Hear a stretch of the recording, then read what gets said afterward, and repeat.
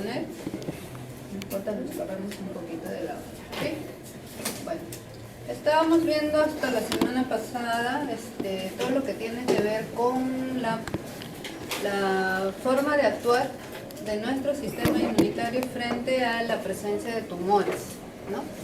Por ejemplo, es una representación experimental de lo que hacen utilizando ratoncitos. Hemos visto que los tumores o las células malignas se pueden originar de diferentes maneras, ¿no? Y una de ellas, por ejemplo, es por puede ser inducido ese problema carcinógeno por químicos, por sustancias químicas. Otra era por las radiaciones, bueno, o la predisposición genética incluso. Si observamos en este esquema, en este experimento, vemos en la parte superior que hay un ratón al cual le han inducido la formación de un tumor por un agente químico, ¿no? Y posteriormente hacen una recesión, o sea, cortan un pedazo de ese tumor y le quieren colocar en otro ratoncito, las células tumorales. Y vemos pues que al hacer el trasplante de estas células, por algún motivo este ratón no realiza el crecimiento de estas células tumorales. Pero si en otro de ellos, esas mismas células tumorales han sido trasplantadas, y este ratón es exactamente igual, ¿no?, de estructura genética que al cual indujeron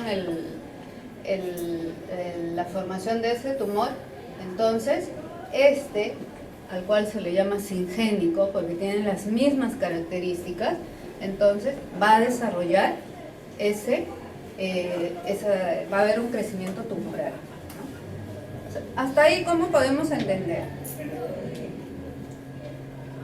Que tiene que haber también una predisposición genética y que el agente al cual se le introduce, en este caso ese ratón, debe tener aquellos receptores que sean los que van a captar a esas células tumorales y van a comenzar a desarrollar el tumor, va a comenzar a crecer, ¿no? Por otro lado, también de ese mismo ratoncito hicieron un aislamiento de células TC8. Entonces, hicieron el trasplante y lo que hace estas células, ¿cuál es la función de las células TCD8? Citotoxina. Destruir células. Entonces lo que va a tratar esta célula es de destruir o evitar el crecimiento tumoral, por lo tanto erradicar el tumor. Entonces de repente hay maneras de las que se puede erradicar la proliferación de ese tumor, siempre y cuando esto haya sido detectado, digamos, a tiempo en las primeras instancias de esa formación del tumor. Ya saben que ahora estoy con los efectos para que no se duerman. Y acá, por ejemplo, vemos cómo es que se va a producir esa captación de aquellos componentes que son patógenos. Cuando hemos definido cáncer, hemos dicho de que es una proliferación excesiva, ¿no?, alterada, anormal, de algunos componentes, de repente una proteína o un mismo virus oncogénico, por ejemplo. En el caso de las células normales, lo que captan es captan esa proteína que ha sido mutada, ¿sí?, pero va a ser reconocida fácilmente por linfocitos TCD8. Pero ya cuando hay células tumorales, esa misma proteína se sobreexpresa, se produce de una forma tan aberrante que la capacidad de los linfocitos TCD8 ya no es la suficiente, ¿no? No es la suficiente. Igual puede ocurrir con aquellos virus que son oncógenos, que tienen la capacidad de desencadenar un cuadro oncológico, ¿no? Y hay algunas respuestas de las células T a los tumores que son inducidas, ¿no?, que son inducidas. Por ejemplo, ahí dice inducción de la respuesta antitumoral de las células T, al cual se conoce como cebamiento cruzado. Entonces, la célula tumoral con el antígeno tumoral asociado siempre tiene que estar presentado a través del complejo mayor de histocompatibilidad. Si este complejo no lo hace visible, no lo presenta en la superficie, entonces difícilmente pues va a ser reconocido también por las células encargadas de hacer la acción citotóxica de repente. Por eso siempre tiene que estar acompañado por las células presentadoras de antígenos. Estas células son las que reconocen esos antígenos tumorales y van a ir presentándoles y despertando la diferenciación de las células T, ¿no? Las células TCD8 ya cumplirán su función citotóxica o citolítica y evitando así de que se siga proliferando esas células malignas, ¿no? Siempre tiene que haber ese antígeno presentado por el complejo mayor de histocompatibilidad. Y las células encargadas necesariamente deben presentar esos receptores para esos antígenos.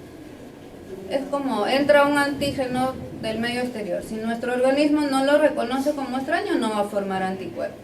De la misma manera, si es que no reconoce ese antígeno, no hay el receptor adecuado, entonces no se estimulará la proliferación de esas células, ¿no? De las células madre. Eso sí fue... Esto ya es más largo. Ahora, hay vacunas que se están utilizando ahora para el tratamiento de los problemas neoplásicos. Por ejemplo, hay vacunas para inyección. ¿Y de qué están constituidas estas? Pueden ser de células tumorales que han sido destruidas, ¿no? De esos mismos tumores procesan esas células tumorales y preparan vacunas para inyectar, ¿no? O de antígenos tumorales purificados, los mismos antígenos que forman estos tumores. Recuerden que hemos dicho que todos los tumores siempre tienen que manifestar esos antígenos tumorales. Entonces, de esos antígenos los purifican y también pueden lograr hacer las vacunas. De las células dendríticas incubadas con antígenos tumorales, de tal manera que resulte, ¿qué cosa es una vacuna? Ya hemos visto que son las vacunas.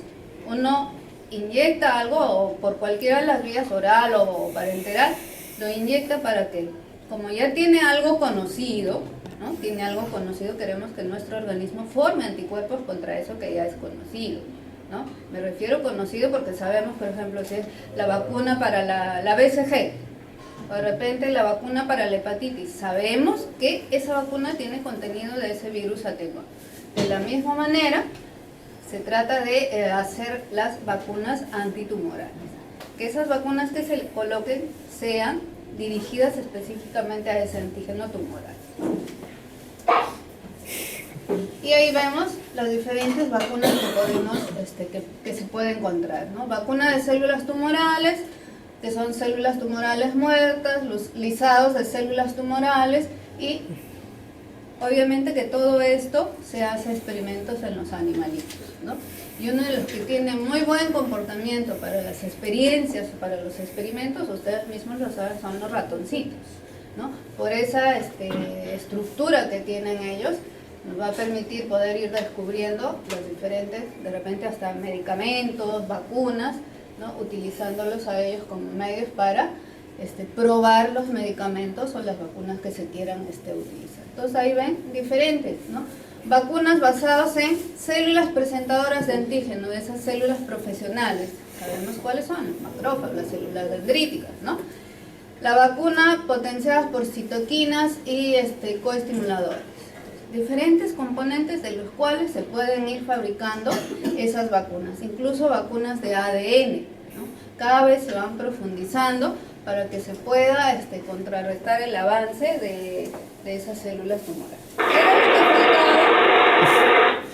Era lo que faltaba para completar esta parte de la respuesta.